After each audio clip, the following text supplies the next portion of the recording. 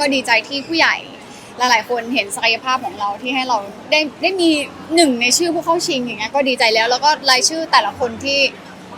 เข้าชิงอ่ะโอ้โหหนูก็